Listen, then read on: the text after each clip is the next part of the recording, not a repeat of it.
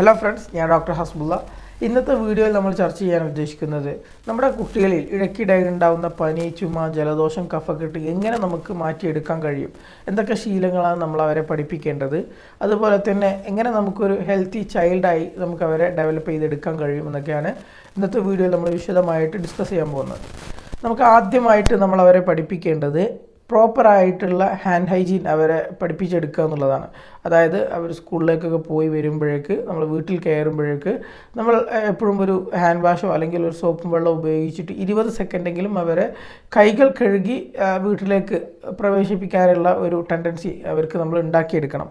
ഇത് സ്കൂളിലേക്ക് പോകുമ്പോൾ മാത്രമല്ല, നമ്മൾ ഭക്ഷണം കഴിക്കുന്നതിന് മുമ്പും അതുപോലെ തന്നെ നമ്മൾ ഏതെങ്കിലും ജലദോഷമുള്ള കുട്ടികളായിട്ട് എക്സ്പോസ് ചെയ്ത് വരുമ്പോഴേക്കൊക്കെ നമ്മൾ ഈ ഒരു ഹാൻഡ് ഹൈജീൻ പ്രോപ്പറായിട്ട് അവരെ ശീലിപ്പിച്ചെടുക്കുക.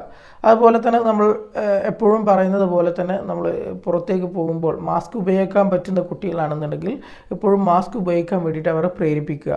പ്രത്യേകിച്ച് ഈ ഒരു ജലദോഷം, ചുമ, കഫക്കെട്ടിലുള്ള കുട്ടികളാണെന്നുണ്ടെങ്കിൽ അവരോട് ഇടപഴകുന്നത് ഈ ഒരു രോഗം വിട്ടുമാറുന്നത് വരെ, ഈ ഒരു രോഗം കുറയുന്നത് വരെ നമ്മൾ ഇടപഴകാതിരിക്കാൻ വേണ്ടിയിട്ട് അവരെ പ്രേരിപ്പിക്കുക. സോ ഈ ഒരു കാര്യം നമ്മൾ റെസ്പിറേറ്ററി ഹൈജീൻ അതുപോലെ തന്നെ ഹാൻഡ് ഹൈജീൻ, ഈ ഒരു രണ്ട് പ്രോപ്പറായിട്ടുള്ള കാര്യം നമ്മൾ അവരെ ശീലിപ്പിച്ചെടുക്കേണ്ടതുണ്ട്.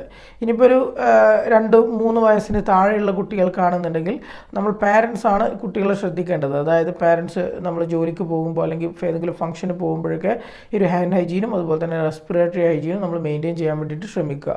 കാരണം നമ്മൾ ഈ ഒരു 3 മാസത്തെ കുട്ടികൾക്കൊക്കെ നമ്മളാണ്, പാരൻസാണ് ഈ ഒരു അസുഖം വീട്ടിലേക്ക് കൊണ്ടുവരുന്നത്.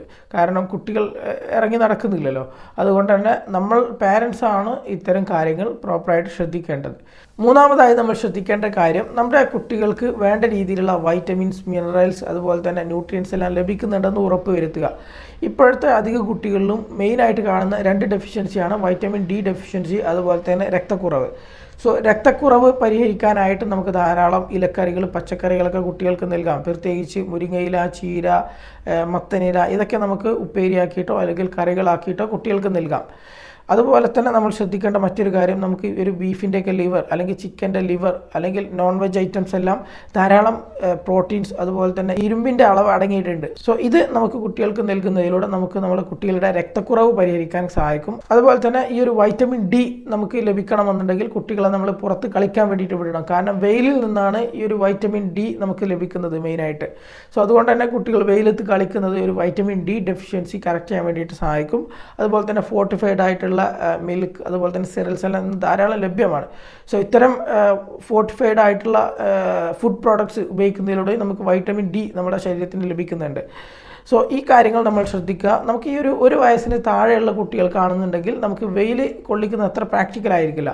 സോ അതുകൊണ്ട് തന്നെ നമുക്ക് ഒരു വൈറ്റമിൻ ഡി സിറപ്പുകളൊക്കെ ഇന്ന് പല ഫാർമസിയിൽ ലഭ്യമാണ്. സോ അത് നമുക്കൊരു ഡോക്ടറുടെ നിർദ്ദേശപ്രകാരം ഉപയോഗിക്കുന്നത് വൈറ്റമിൻ ഡി ഡെഫിഷ്യൻസി കറക്റ്റ് ചെയ്യാൻ വേണ്ടിയിട്ട് നമുക്ക് സഹായിക്കും. അതുപോലെ തന്നെ നമ്മുടെ പ്രതിരോധശേഷി നിലനിർത്താൻ ആവശ്യമായിട്ടുള്ള ഒരു വൈറ്റമിനാണ് വൈറ്റമിൻ സി. ഈ ഒരു വൈറ്റമിൻ സി നമുക്ക് പ്രധാനമായിട്ട് ലഭിക്കുന്നത് സിട്രസ് ഫ്രൂട്ട്സ്, അതായത് ഓറഞ്ച്, ലെമൺ, മുസംബി ഇതുപോലുള്ള ഗ്രേപ്സ് ഇതുപോലുള്ള ഫ്രൂട്ട്സിൽ നിന്നാണ് നമുക്ക് വൈറ്റമിൻ സി ലഭിക്കുന്നത്. നമുക്ക് ഇത്തരം ഫ്രൂട്ട്സുകൾ നമ്മുടെ കുട്ടികളുടെ ഭക്ഷണത്തിൽ ഉൾപ്പെടുത്തുന്നത് നമുക്ക് വൈറ്റമിൻ സി ലഭിക്കാനായി സഹായിക്കുകയും ഇതിലൂടെ നമ്മുടെ പ്രതിരോധശേഷി മെയിൻറ്റെയിൻ ചെയ്യാൻ വേണ്ടിയിട്ട് നമ്മളെ സഹായിക്കും. സോ ഇക്കാര്യങ്ങളെല്ലാം നമ്മൾ കുട്ടികളെ പറഞ്ഞ് ശീലിപ്പിക്കുക. കുട്ടികൾക്ക് നമ്മൾ വേണ്ട രീതിയിൽ നമ്മൾ ഭക്ഷണ ക്രമീകരണങ്ങളിൽ നമ്മൾ മാറ്റം വരുത്തുക. അതുപോലെ നമ്മൾ ശ്രദ്ധിക്കേണ്ട മറ്റൊരു കാര്യമാണ്, കുട്ടികൾക്ക് എപ്പോഴും എല്ലാ രീതിയിലുള്ള ന്യൂട്രിയൻസും ലഭിക്കാനായിട്ട് നമ്മൾ എപ്പോഴും സമീകൃത ആഹാരം ഫോളോ ചെയ്യുന്നതായിരിക്കും നല്ലത്. ഇതിനായിട്ട് പാല്, മുട്ട, ഇലക്കറികൾ, പച്ചക്കറികൾ, നോൺ വെജ് ഐറ്റംസ്, ഫ്രൂട്ട്സുകൾ എല്ലാം നമ്മൾ ഭക്ഷണത്തിൽ ഉൾപ്പെടുത്താൻ വേണ്ടിയിട്ട് സഹായിക്കുക. ഇലക്കറികളും ഫ്രൂട്ട്സുകളെല്ലാം നമുക്ക് ദിവസവും ഭക്ഷണത്തിൽ നൽകാം.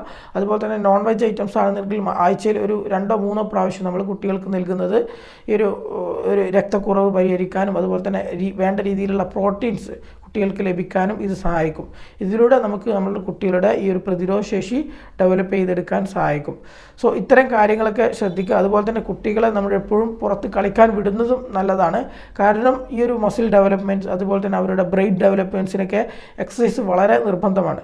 സോ അതുകൊണ്ട് തന്നെ കുട്ടികളെ ഒരു 1/2 മണിക്കൂർ മുതൽ 1 മണിക്കൂർ വരെ ദിവസവും കളിക്കാൻ വിടുന്നത്, പ്രത്യേകിച്ച് അധിക വെയിലില്ലാത്ത സമയത്ത് കളിക്കാൻ വിടുന്നത് നമുക്ക് ഈ ഒരു കുട്ടികളുടെ പ്രതിരോധശേഷി ഡെവലപ്പ് ചെയ്യാൻ വേണ്ടിയിട്ട് സഹായിക്കുന്ന ഒരു ഇമ്പോർട്ടൻ്റ് ആയിട്ടുള്ള കാര്യമാണ്. സോ നമ്മളെപ്പോഴും കുട്ടികളെ പറഞ്ഞ് പ്രോപ്പറായിട്ടുള്ള ഹാൻഡ് ഹൈജീൻ അതുപോലെ തന്നെ റെസ്പിറേറ്ററി ഹൈജീനൊക്കെ നമ്മൾ പ്രോപ്പറായിട്ട് അവരെ ട്രെയിൻ ചെയ്തെടുക്കേണ്ടതുണ്ട്. അതുപോലെ തന്നെ വളരെ ഇമ്പോർട്ടൻ്റ് ആയിട്ടുള്ള മറ്റൊരു കാര്യമാണ് അസുഖമുള്ള വ്യക്തികളുമായി സമ്പർക്കത്തിൽ ഏർപ്പെടുന്നത് നമ്മൾ മാക്സിമം ഒഴിവാക്കുക എന്നുള്ളത്. അത് നമ്മളെ ഫാമിലി മെമ്പേഴ്സ് ആണെങ്കിലും അല്ലെങ്കിൽ നമ്മളെ അയൽവാസി ആണെന്നുണ്ടെങ്കിലും നമുക്ക് ഈ ഒരു അസുഖം വരാതിരിക്കാൻ വേണ്ടിയിട്ട് നമ്മൾ ഈ ഒരു അവരുടെ അസുഖം മാറുന്നത് വരെ നമ്മൾ അവരുമായി കുട്ടികളെ സമ്പർക്കത്തിൽ ഏർപ്പെടുന്നത് പരമാവധി ഒഴിവാക്കുക. സോ ഇതിലൂടെ നമുക്ക് ഈ കുട്ടികൾക്ക് ഇടയ്ക്കിടെ വരുന്ന അസുഖം നമുക്ക് മാക്സിമം പ്രിവെൻറ്റ് ചെയ്യാൻ സഹായിക്കും. സോ ഇന്നത്തെ വീഡിയോ നിങ്ങൾക്ക് ഉപകാരപ്രദമാണെന്ന് വിശ്വസിക്കുന്നു. ഇതെല്ലാവരിലേക്കും ഷെയർ ചെയ്യുക. കാരണം ഇനിയിപ്പോൾ വരാൻ പോകുന്നത് ജൂൺ ജൂലൈ മുതൽ ഡിസംബർ വരെ തണുപ്പ് പോകുന്നത് വരെ ഇടയ്ക്കിടെ ജലദോഷം ചുമ കഫക്കെട്ടെല്ലാം കൂടുതലായി കാണാറുണ്ട്. അതുകൊണ്ട് തന്നെ ഈ വരുന്ന മാസങ്ങളിൽ നമ്മൾ പ്രത്യേകിച്ച് കെയർഫുൾ ആയിരിക്കേണ്ടതാണ്. സോ ഇന്നത്തെ വീഡിയോ നിങ്ങൾക്ക് ഉപകാരപ്രദമാണെന്ന് വിശ്വസിക്കുന്നു. വീഡിയോ നിങ്ങൾക്ക് എല്ലാവരിലേക്കും ഷെയർ ചെയ്യുക. മറ്റൊരു വീഡിയോയിൽ പുതിയൊരു വിഷയമായി കണ്ടുമുട്ടുന്നവരെ ഗുഡ് ബൈ. Thank you.